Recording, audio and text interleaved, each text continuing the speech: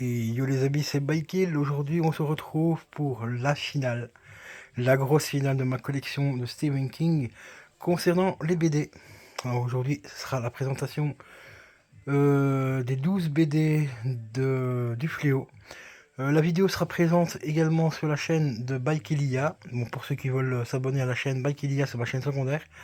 Donc n'hésitez surtout pas à vous abonner. La chaîne, la vidéo sera disponible sur les deux chaînes. Donc sans plus tarder, je vais vous présenter donc les 12 tomes du Fléau. J'ai mis quand même pas loin de 11 ans pour les rentrer, enfin pour les trouver toutes, parce qu'elle commence à prendre un petit peu de la cote, mine de rien, le Fléau, même s'il y a encore moyen de se la faire à moins de 1000 euros, donc les 12 tomes. On va commencer par le tome numéro 1, donc toujours de chez Delcourt. Voici la numéro 1. Très content de l'avoir celle-ci. Alors je vais vous expliquer du tome 1 à 5.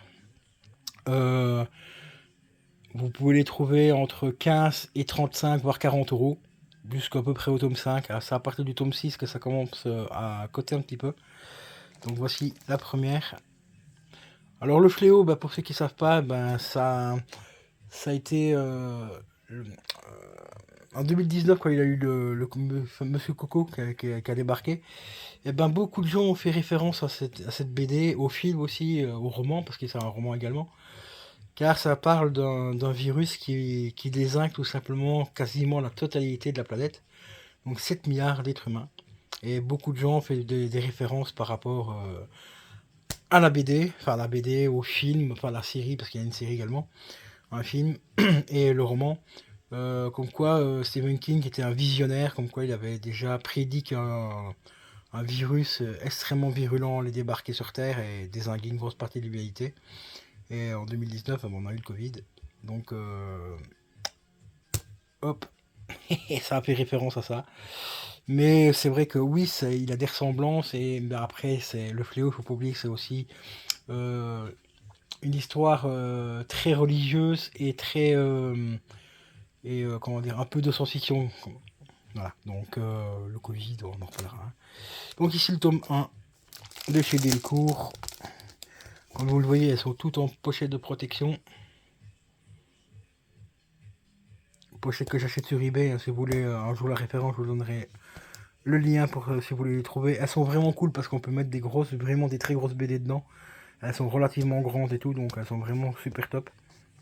Et il y a des petits trous en dessous pour que les BD puissent respirer et tout, donc sans problème. Donc le tome 1, on passe au tome 2.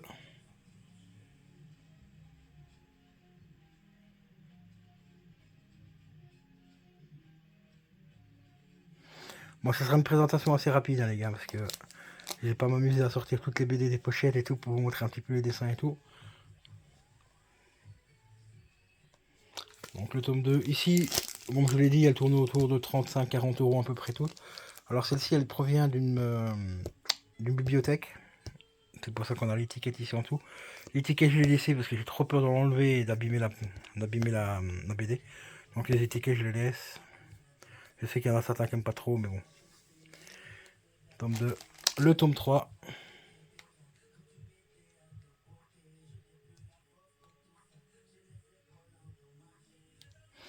D'ailleurs, très récemment, j'ai regardé la série du Fléau. J'ai trouvé plutôt pas mal. C'est pas exceptionnel, mais malgré que Michael Jackson, malgré que Stephen King a fortement apprécié l'adaptation en série de son roman et de la BD. Ici, on arrive au tome 4. Et c'est pas génial, mais ça se regarde, quoi, on va dire. Hein. Il n'y a qu'une saison, normalement il y d'avoir 2 saisons, mais au final ça a été annulé après après la première saison. Donc il y a 9 épisodes. 9 épisodes qui font quand même à peu près 1 heure chacun. Donc on a quand même 9 heures de médias, donc c'est quand même pas mal.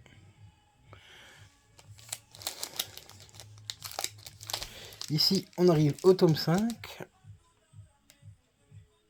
J'adore toujours la qualité des pochettes, enfin des couvertures, quoi. Elles sont vraiment exceptionnelles.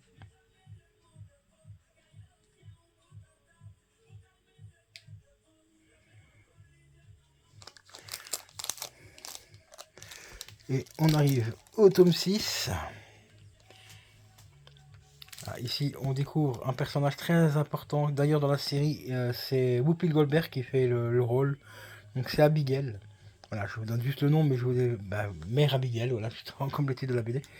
Elle a un rôle très très très important dans la série et franchement ça fait très plaisir de l'avoir revue dans une série